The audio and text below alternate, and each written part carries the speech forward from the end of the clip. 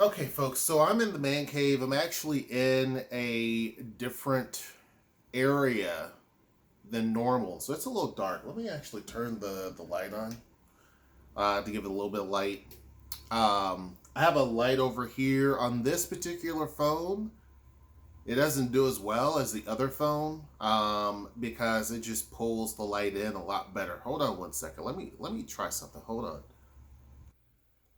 Okay, there we go. So I have this actual light thing that I can do, and I can turn that off. But anyway, you guys don't really care about that. Be sure to join the Discord down in the description box below. I am just enjoying some coffee this morning. It's been really, really tasty. Zara got me some coffee from Kenya. I can't remember, but it's freaking good. It's really, really good. 3 different types. Really, really tasty. I've been working on the man cave. So I'm in a different section of the man cave. I'm at the very back wall. This is actually the area where we're going to put in the bathroom at some point later in the future. But right now, this is the section. I got all new everything over here. So new furniture, new table, new corner light. It's like a stick. It's pretty cool. If you guys can see, it's pretty cool. So, any rate, I was looking online just yesterday, and the DeVita building. Remember, DeVita had a building downtown. I think it's 12 stories tall, and they occupied that entire building. And it was great because DeVita was bringing in a lot of employees. Keep in mind, at one point, Tacoma downtown had a lot of great employers. It had Russell Investments at one point. They left and went to Seattle. But you then had State Farm, which was call center jobs. They didn't provide a lot of money compared to what Russell Investments did, but that entire building was filled with employees. That was great for downtown. And then you had DeVita and all their employees. Well, all that's gone. And now what you have is a little bit different, but it seems like they're going to be more of a longer term, deeper committed type of folks that are down there. So Tote Maritime, they have their headquarters here, moved it from Federal Way, I believe. And then GSA has moved its government contracts. So they moved into downtown, 300 people, I believe. So you now have you got about 500 employees that are now down there. So it's a shell of what we did have, but it's better than nothing. And these are going to stay. GSA typically stays, it's federal. It usually stays in an area for a very long time. And then Tote Maritime, they obviously moved their headquarters here. So it's changing the dynamic quite a bit. But DeVita remained empty, and I was curious about this because this was the one building that they said could probably get a regional corporate partner, like Amazon or what have you. And even my realtor friend was telling me that, yeah, that building is prime and it's going to probably go to one of those developers. They just got to work out contracts. And so when I heard that instead they're going to turn it into apartments, I'm like, oh no. And then I was thinking, whatever happened to those corporate companies? And now we know. Prior to COVID, we were right on the line for REI and Microsoft to come into Tacoma. They were looking at the DeVita building, asking a lot of questions. And it was going to literally be their next step. Now, REI has already put their headquarters, they've broken it up and they split it up into 3 different locations. They were looking for a South Sound location. And when you look at it, Issaquah is one of their locations, and then they have a location in Seattle, and they were going to finish up in Tacoma. And this was going to be it. COVID happened, and it derailed the plans. COVID killed what would have been an amazing opportunity. Microsoft was looking, and there was rumor that Microsoft was looking down here, and that they had some sort of facility that is close by, but it wasn't the full scale of what it could have been. And come to find out that yes, Microsoft was also looking at DaVita. That would have been a game changer had that building been filled with either one of them. And really, it's the perfect size for REI. And unfortunately, COVID stopped a lot of things. It stopped certain potential restaurants from coming in. It stopped a lot of momentum that we were having at that point in time. Because all the things you're seeing now would have also happened in conjunction to that, right? We would have seen a lot more activity, a lot more things happening to our downtown as opposed to what we're having now. Now you're seeing a retrenching. You're seeing a lot of, especially by UWT. Hold on one second. By UWT, you're seeing a lot of retail that is gone because the prices for the spaces there are way too high. And obviously, UWT has to do some things. I suggested a couple of years back that they should classify that as a mall, and I was blown off. And now I think that they wish that they probably would have done that. You would have gotten stronger retailers who could afford those high prices. Now we're seeing a lot of stores gone. About 6 or 7 of those are gone. Had this been called something like the Shops on Pack Avenue, you probably could have gotten some of the stores that you see at shopping malls. Not the big chain, like the big ones, but you could have got a Claire's or a Spencer's or something in there that would be more appealing to the demographic that you're in, which are college students who don't have a lot of money. Unfortunately, they didn't listen to me. And now we're seeing the effects of what's going on. The prices are just too high for for taxpayer buildings. All those buildings that UWT owns, taxpayers funded. So there's no reason why the prices should be that high. We're seeing that. However, there is a turnaround. And I'll be right back. Okay, wow, that was a long break. You guys don't know, but it was like literally an hour later. I'm back. The reason why it took so long is because dropping the kids to the bus. Anyway, so drinking my cold coffee now. But Tacoma is turning a corner and a page. And where it's turning a corner and a page, even though we've lost a lot of things, we're going to start gaining a lot of things as well. So I think that what you're seeing now is a dying off of some of the older, and not so much in terms of the businesses, the retail businesses, and it's unfortunate. I think that the plan, the retail plan that UWT has is not a good plan because it's killing off businesses. The price is way too high. And in fact, they should cut the price literally in half if they're wanting to get retailers.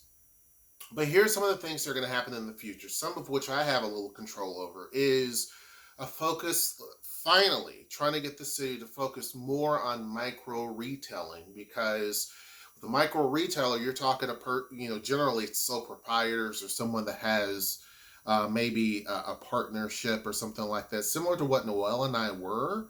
We're now considered a small business based on income and just size. We have a certain number of employees.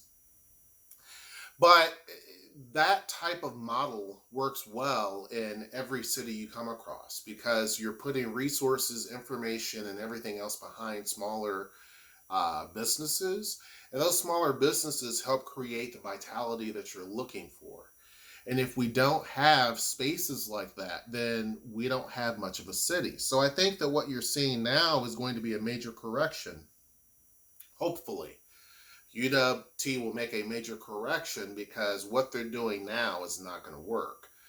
But what you're seeing along the lower end of Broadway, or I guess you can consider the upper end, however you want to consider it. So I would say between 6th and 12th is a major concentration of retail activity. And the whole point of pushing more micro retailing that I'm trying to do is going to be centered around that area as well. So you have a lot of different things that are coming into play. So I think that's going to be helpful. One is the food hall. The food hall is going to be a game changer because unlike a lot of retail that you see here in Tacoma, where they build it and wait for something to come in, this actually has sought out, which is the way you're supposed to do it, it actually sought out businesses that can go into the food hall. Gotta let this silly dog in. Hold on. So it has its own group of businesses that are coming in. I believe it's 13. So that's great. Then you have Gene Juarez, who is a name brand well known in this area hair salon, which is reversing course. It's not, it was at the mall and it's actually coming back to downtown. This is a great thing, right? This signals a major shift in what has been the case prior. There are other things where you're starting to see uh, or not homeowners, landlords and dwellings downtown starting to get a second look. There are finally landlords who are saying, like, yeah, we're missing all of this. We're going to keep missing all of the attractions if we don't do something to try to lower our prices and work with different groups to get businesses in. And so you're going to start seeing that. But the whole losing of the opportunity for Microsoft and REI are not a done deal. Okay, they're not a done deal. And here's the reason why I say that. Right now, the tech industry is getting smacked hard. Now, will it stay like that forever? We don't know.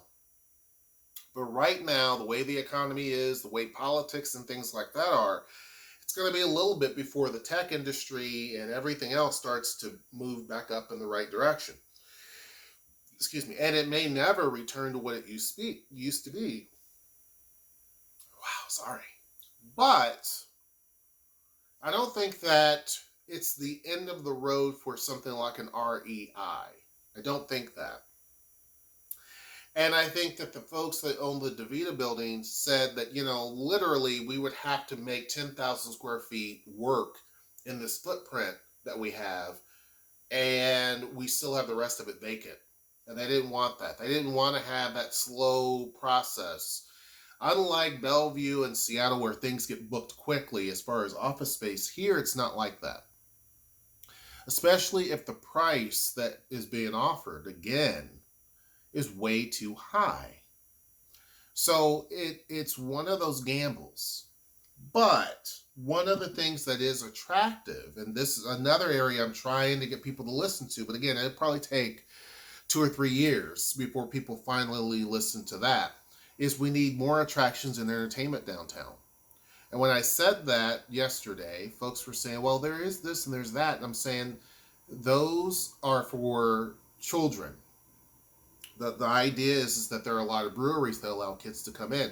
But what do the kids do? This is not about spaces where kids are allowed. This is about activities that keep people wanting to be downtown. There is a correlation between big employers coming in to a community that has everything it needs. Activities for people and their families, places for people to eat, places for people to live. You can't just have one component and not the others. And hopefully I can kind of talk people into that. The market forces things to happen. There are certain things that are now being forced to happen. So the city has to do certain things because they don't have an option. The market is saying this is what you have to have. And I think slowly we're going to get there. But we need entertainment options. Bowling is always a good thing, a roller skating rink, an ice skating rink. The city can even get involved in that. Something. We need something that are going to lure people into our downtown and give them something that they are going to enjoy and love. And you keep attractions down there, people will come. So as a result, you are going to get bigger stores that will then say, we want to be a part of that retail landscape. And then guess what? You probably will get bigger employers. But we're doing it backwards.